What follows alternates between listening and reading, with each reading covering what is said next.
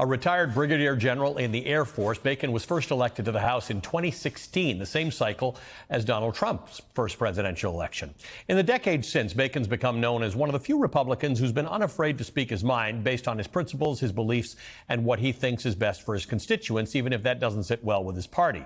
Announcing his retirement, Bacon told the New York Times, quote, "I'd like to fight for the soul of our party. I don't want to be the guy who follows the flute player off the cliff. I think that's what's going on right now," end quote. Don Bacon is a conservative. He's described himself as a traditional conservative and a Reagan Republican. He's frequently voted in line with Donald Trump's agenda, including supporting the One Big Beautiful Bill Act, which passed on Thursday with only Republican support in the House and by the slimmest of majorities. According to 538, during Trump's first term, Bacon voted in line with Trump's position, 89.4% of the time. But here's the thing about Don Bacon. He's not part of a cult-like following that's come to dominate the Republican Party. In particular, Bacon's taken issue with the president's pro-tariff trade policy and, as a decorated veteran, Trump's friendliness towards Russia and Vladimir Putin. He's a Republican elected in a purple district, one that narrowly voted for Kamala Harris last November and Joe Biden in 2020 and voted for Trump in 2016. So he's approached Washington as a leader from an evenly divided district would, expecting to be working to find common ground. He's a member of the Bipartisan Problem Solvers Caucus in Congress. He's someone Democrats could talk to and negotiate with in good faith, even if they disagree with him on most issues. But American politics and his own fellow Republicans have moved away from that problem solver type of leadership. And 2 years from now, Don Bacon will no longer be in Congress, leaving the question of what the Republican Party can be if it's not the party of Donald Trump. Republican Representative Don Bacon of Nebraska joins me now because Don Bacon accepts my invitation to come on this show whenever we ask. And I want to be clear. Congressman, first of all, welcome. Good to see you. Thank you. I hope you had a great Independence Day. I know we did here in Omaha with my family. Congressman, I mean, I'm getting a lot of heat on social media whenever I tell people that you're coming on the show. And I think people need to know you don't come on because we agree on stuff. You often come on because we don't agree on stuff. I think we agree on the most important things, and that is we need to preserve democracy. But the point here is that you are prepared to get in there and tell people why you believe something that in many cases my viewers will not agree with. Well, we're both Americans first, and it's all right to disagree. I think it's all right to talk about issues. And I think Republicans should get on MSNBC or CNN and try to defend our positions, or at least listen to the other perspective. And I appreciate the way you approach things, Allie. And I thought your introduction was spot on. Let's talk about explaining why you take positions. You did vote for the One Big Beautiful Bill Act. You had some reservations about it.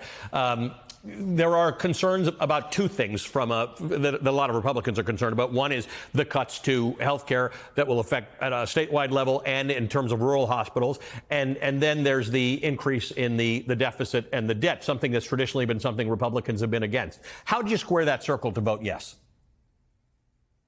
Well, first of all, I've worked for 3 or 4 months to negotiate on the Medicaid side, and I got the bill in a much better spot than where we were at 4 months ago. I mean, they were going to lower the federal matching. They were going to do block grants. And I came in and said, let's focus on work requirements for healthy adults with no small children. Let's do a audit of the rolls. There's not been a good one since COVID. And the CBO estimates 2.6 million people are on Medicaid today that should not be on it.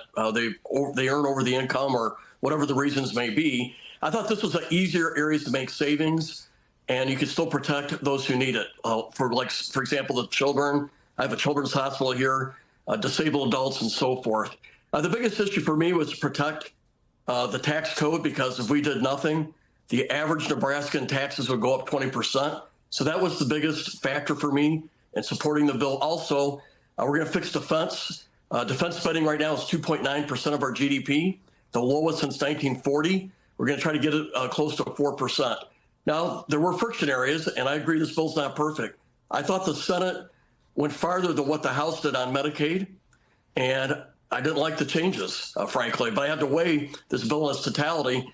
We do have time to do repairs to the Medicaid portion if we find this does not work. Now, one of the ways the Senate mitigated all this, they added a $50 billion for rural health care. Mm-hmm. So I think that may mitigate some of the problems that people are talking about. And I think Congresswoman Underwood brought up a good point about capping college student loans. I think generally it's not a bad idea to reduce some of the federal money here. However, for medical school and law school, I think perhaps we should look at revising these caps, because I don't think you can get can't become a doctor or a surgeon at the caps that we put on this bill. But I would also counter that by saying there's other ways to get loans to pay for school as well. But I do think there's some areas that we can continue to tweak here. But my bottom line for me, I did not want to raise taxes on Americans by 20%.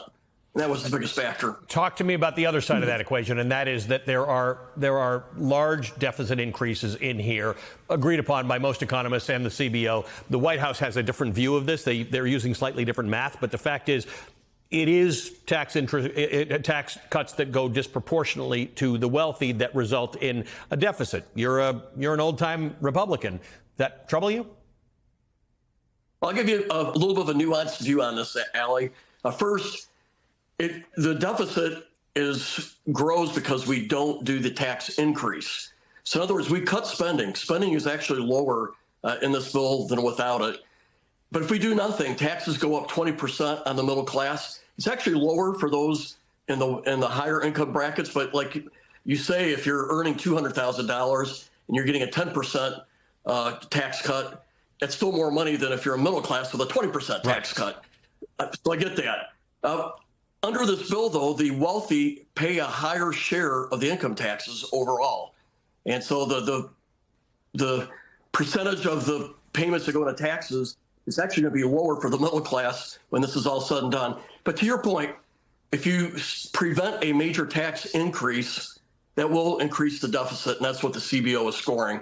And what we're trying to do is really keep it the same. Now, there's a few new taxes in here, or tax cuts in here, for tips, for overtime. And 88% of the people now on Social Security will pay no taxes at all under this bill. So there are some additions, but for the most part, it keeps things status quo. I'm going to come back and pick that up with you on the other side, because we know how we got to pay our bills here, and part of that is a commercial break. We'll be right back with Congressman Don Bacon.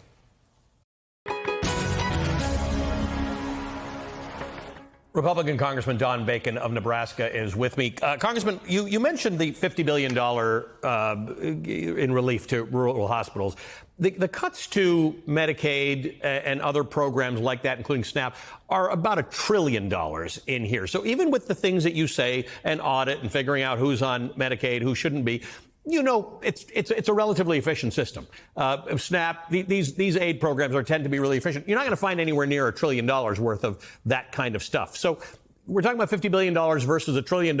What do you think? You had actually said something about cutting more than $500 million would be problematic to you. We're at about double that. Well, I was focused on three things in the negotiations. Just like 3 or 4 months ago, I said work requirements for healthy adults with no small children, and we're talking 20 hours a week, having a job or looking for a job, volunteering or taking classes, a pretty low bar. That was a $300 billion savings, according to the CBO. The CBO also said that we have 2.6 million people on Medicaid that should not be on it because it hasn't been audited since COVID. That's another $200 billion.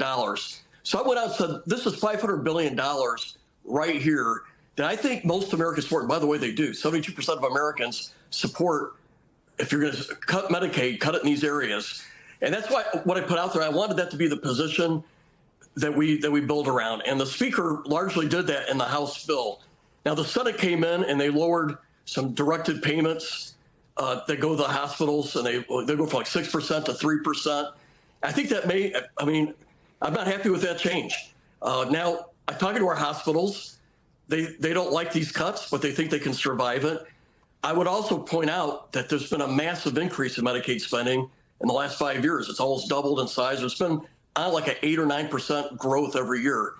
And so, I don't know, I had to weigh this bill in its totality. I think there is, if we find that this does damage as we progress, we can revise it. We can make some changes. We can add, instead of $50 billion, maybe we'll put more money towards rural health care.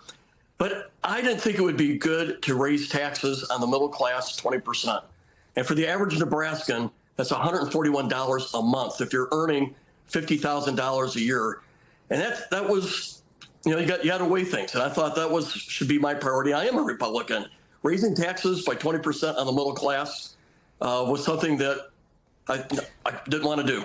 So I guess this is where it becomes tricky, because some people call it raising taxes. Others call it the expiration of tax cuts that you voted for back in 2017. So when you say it's status quo, depends how you look at it, right? It's either status quo or it's a tax increase, or this is where it becomes tricky. I mean, we could just agree this is a $4 trillion tax cut that increases the deficit. It's not status quo. We stopped a tax increase that would have brought in $4 trillion. You and I are saying the same thing, probably different sides of the coin.